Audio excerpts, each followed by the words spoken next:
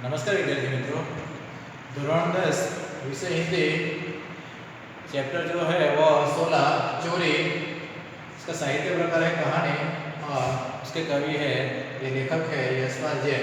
ठीक है, मैंने पहले वीडियो में चोरी की कहानी की कथा वस्तु जो है वो मैं आपको बताई थी। मैंने पात्र परिचय भी करवाया था। फिर से यहाँ पर पात्र परिचय करवा देता हूँ, फिर मैं आगे कहानी को लेकर चलता हूँ। ठीक है, पात्र परिचय देखिए कि जो पहला जो है बिंदु और वो नौकर का कार्य करता है। ठीक है, मालती जो है सेठानी और नंदन सेठ, ये दोनों पति पत्नी हैं। ठीक है, और कुंदन इनका नंदन का मित्र है। इस प्रकार चार जो पात्र है इसके आसपास पूरी कहानी चलती है। मुख्य पात्र जो है बिंदु और मालती। ठीक है, इसके आसपास घरेलू कहानी है कि घर में जो हमारे यहाँ पर नौकर हुआ करते हैं, नौकर के साथ यहाँ कहानी का केंद्रवर्ती विचार जो है वो केंद्रवर्ती विचार यही है कि हमारे घर के सभी सदस्य चाहे नौकर भी हो उनके साथ भी हमें अच्छा व्यवहार करना चाहिए। अगर हम जो कुछ खाते पीते हैं या हमारे जीवन में जो कुछ अपनाते हैं वो नौकर को प्रोवाइड या नौकर को वह सुविधा न मिल पाए तो वो ठीक नहीं है। अगर वो नौकर को नहीं मिल पाए तो नौकर चोरी करके भी अपनी जो इच्छा है वो इच्छाएं पूरी करने का प्रयत्न करते हैं। तो यहाँ पर जो है यशपाल जैन ने हमारे समक्ष ये रखा है कि हमें हमारे घर के सभी सदस्यों के साथ चाहे वो नौकर ही क्यों न हो उसके साथ भी अच्छा मानवीयपूर्ण व्यवहार करना चाहिए। हमने कहानी की शुरुआत की थी और बताया था कि बिंदु जो है घर से एक हाथ में झाड़ू और दूसरे हाथ में कूड़ा यानी कचरा लेकर बाहर कूड़ेदान में डालने के लिए जाता है। मालती देखती है, मालती को लगता है कि जो बिंदु है वह घर से कुछ कीमती चीज लेकर बाहर फेंकने के लिए जा रहा है और मालती बिंदु को रोकने के लिए कहती है। जैसे ही रुकने के लिए कहती है मालती तो बिंदु की चाल में तेजी आ जाती है और वह जल्दी कूड़ेदान में डालकर वापस आता है। और यही बात मालती अपने पति नंदन को कहती है और जैसे ही वापस बिंदु आता है वहां तक हम कहानी को रुके हुए थे, यहाँ से हम आगे चलते हैं। नंदन ने कलम एक और रख दी और जैसे कि किसी ने जबरदस्ती पकड़कर उठा लिया हो वह उठा कि कलम। नंदन जो है अपने कार्य में कलम मतलब पेन, अपने रोजिंदा कार्य जो होता है पत्र लिखने की जो उनकी कला है वो लिखता था और जबरदस्ती उसे मानो कलम रखवा दी हो और वो कार्य करने के लिए मजबूर कर रहे हैं। वैसे ही मालती ने किया और नंदन को भी यही अनुभव हो रहा है। कमरे से बाहर आया तो देखता क्या है कि बिंदु लौटकर आ रहा है। बिंदु जो है कूड़ेदान में कूड़े डालने के लिए गया था, वो वापस आ रहा है अंदर, घर के अंदर। एक हाथ में झाड़ू है, दूसरा रीता मतलब खाली। एक हाथ में झाड़ू है, दूसरा हाथ खाली रीता है और नीचे लटक हुआ है, वह हाथ दूसरा नीचे लटक रहा है। उसे देखते ही मालती उबल पड़ी। उबल पड़ना मतलब अधिक गुस्सा प्रकट करना, क्रोध प्रकट करना। मुहावरा है कि जैसे ही मालती ने बिंदु को देखा, बिंदु के ऊपर मालती उबल पड़ती है, गुस्सा करने लगती है। क्या रे बिंदु, गुस्से में क्या कहती है देखो, क्या रे बिंदु के बच्चे, मैं गला फाड़ती रही और तू रुका तक नहीं। गला फाड़ना मुहावरा है। गला फाड़ना मतलब चिल्लाना, जोर जोर से चिल्लाना।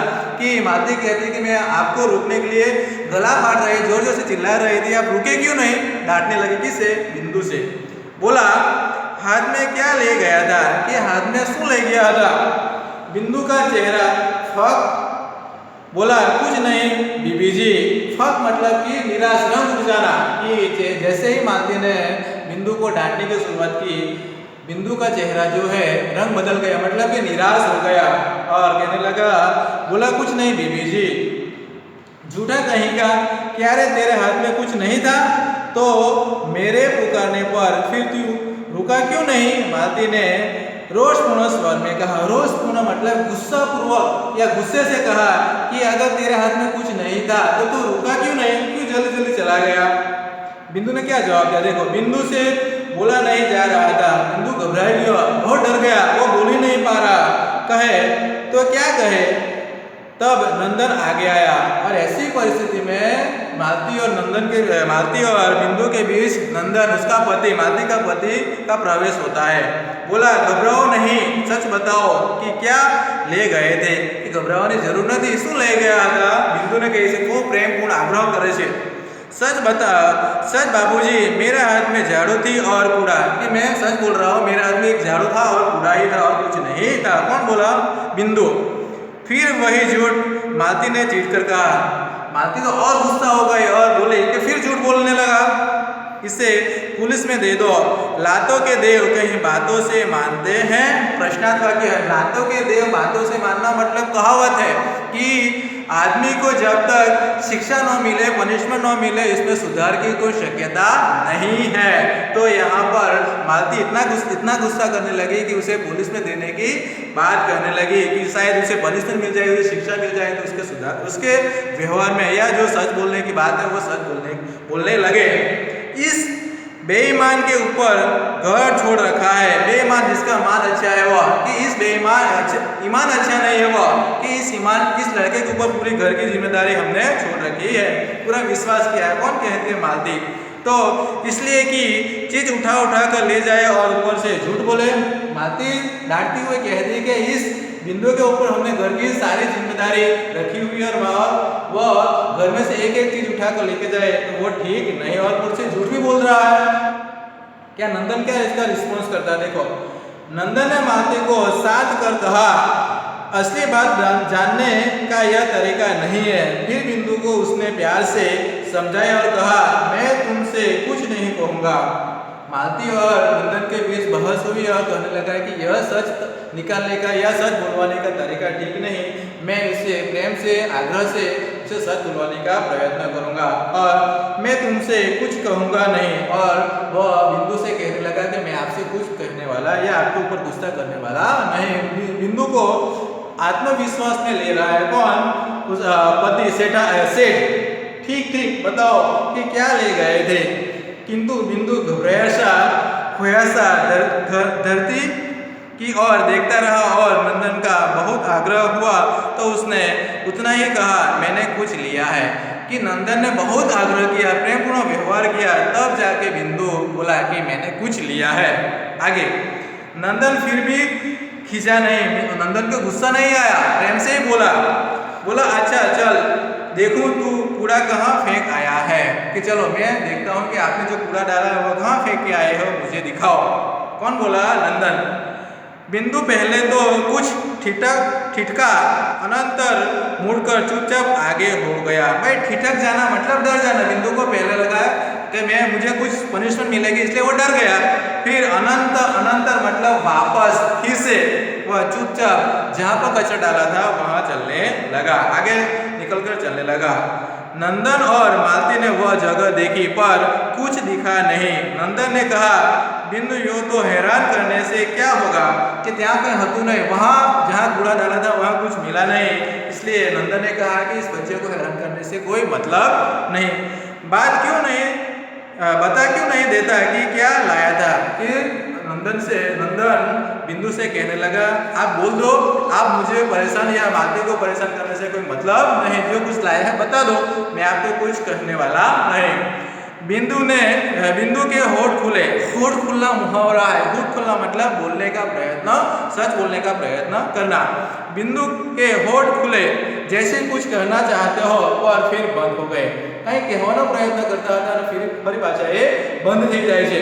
हाँ कहो, रुक क्यों गए? नंदन ने शांत स्वर में कहा।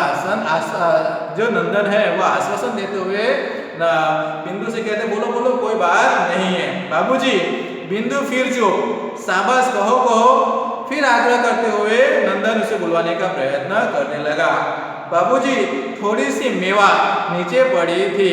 कि बाबूजी, मैं घर में थोड़ी सी मेवा मतलब कि खाने की सामग्री, खाने की चीज वह नीचे पड़ी थी, मैं उठा लाया। कि जहाँ नीचे पड़ी थी वहां से मैं उठा ले आया। बिंदु कह तो गया पर जैसे वह अनुभव कर रहा है हो कि दुनिया का जाने कितना गहरा पाप उसने कर डाला है। बिंदु ने कह दिया, लेकिन अंदर वो इतना डर गया कि जान दुनिया की सबसे बड़ी गलती बिंदु ने कर दी। उसे ऐसा एहसास होने लगा। क्यों?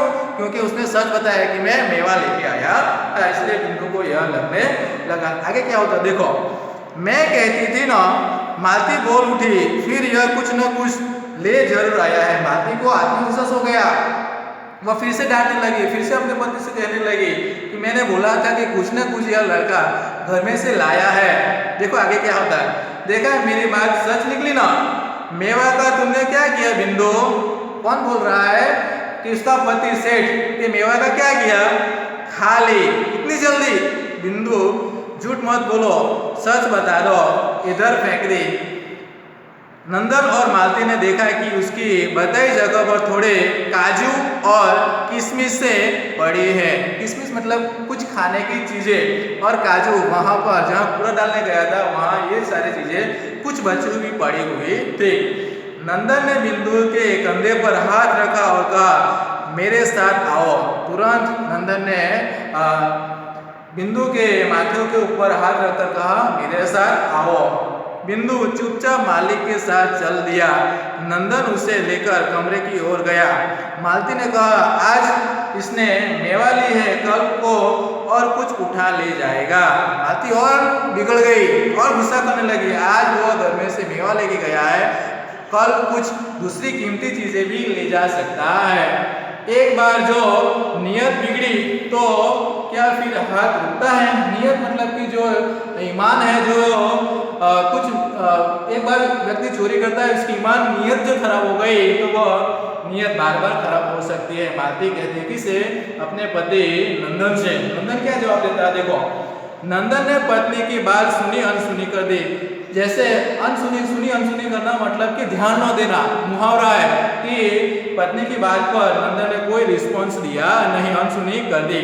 बिंदु को साथ लेकर कमरे में गया और कनस्तर खोलकर उसमें से एक मुट्ठी मेवा उसके हाथ में देते हुए बोला, बिंदु ले खा लो।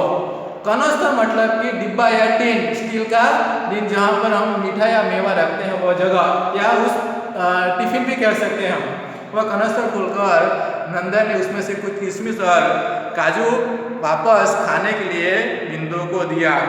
पति के इस नरमी के व्यवहार से मालती आग बबूला हो गई। पति के इस प्रकार के व्यवहार से मालती को अधिक गुस्सा आया। आग बबूला होना मतलब कि अधिक गुस्सा प्रकट करना, मुहावरा है।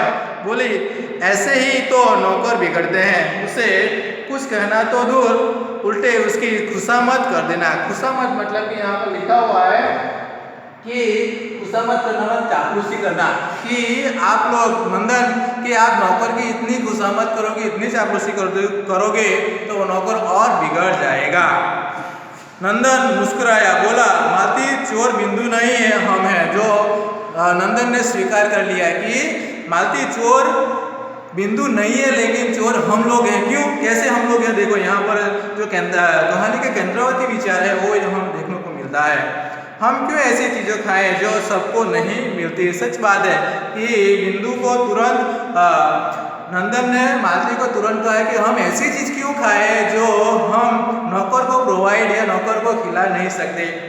इससे तो चोरी की भावना को जन्म मिलता है। अगर ऐसा ही व्यवहार हमारे यहाँ चोरी की संभावना को और अधिक बढ़ा देता है। हम लोग रोज मेवा खाते हैं, एक दिन इन बेचारे का मन चल आया और थोड़ी सी ले ली तो क्या हो गया, हम रोज मेवा खाते हैं, नंदन कहता है। और एक दिन इस लड़के ने, नंदन ने मेवा खाने के लिए ऐसा किया, तो हम इसमें क्यों क्या कर सकते हैं, या हम ऐसा नहीं कर सकते कि जो नौकर को भी मेवा नहीं खिला पा रहे हैं। मैं कब कहती हूँ कि कुछ हो गया, बात मेवा की नहीं है, नियत की है। मालती और दलील करती हुई कहती है कि बात मेवा की नहीं है, बात नियत ही की है, उसके स्वभाव की है। आज मालती का कहना यही है कि आज उसने मेवा उठाया, कल घर से बहुत सारी चीजें जो कीमती पड़ी हुई है वो भी ले जा सकता है। इसका जी चला था तो मांग लेता कि उन्हें खाने की इच्छा हो, इसके खाने की जो इच्छा हुई होती तो वह मुझसे मांग लेता। मालती कहती है किससे? नंदन से। मैं न देती तब कहता कि मैं उसे खाने के लिए मेवा न देती तब मुझे कह सकता था या आपसे कह सकता था। घर में 50 चीजें रहती है, यो तो चीज यूं तो जिस पर मन आएगा उठाकर ले जाएगा, और एक दिन यही होना है, वह न करेगा तो तुम करवाओगे। कि घर में 50 चीज पड़ी हुई है, अगर इसे नहीं रोका जाएगा तो वह बहुत सारी चीजें भी उठा ले जा सकता है। अगर उसे नहीं रोक पाओ, या अंदर को कोसती हुए कहती है कि आप, अगर वो नहीं चाहता फिर भी आप ऐसा व्यवहार आप बिंदु के साथ कर रहे हैं कि एक दिन वह घर से बहुत सारी चीजें ले जाने के लिए मजबूर हो जाएगा। विद्यार्थी मित्रों, हम ये कहानी जो है यहाँ पर रुकते हैं। अधूरी जो कहानी है या कहानी का अंत जो है हम अगले वीडियो में देखेंगे। कुछ शब्दार्थ हैं, कुछ संधि है, जरा एक बार देखिएगा। देखिए, एक शब्द समूह जो है उसको भी जरा देखिएगा, हमारे पात्र परिचय है। तो विद्यार्थी मित्रों, बाकी की जो कहानी है वो अगले वीडियो में देखेंगे। अस्तु।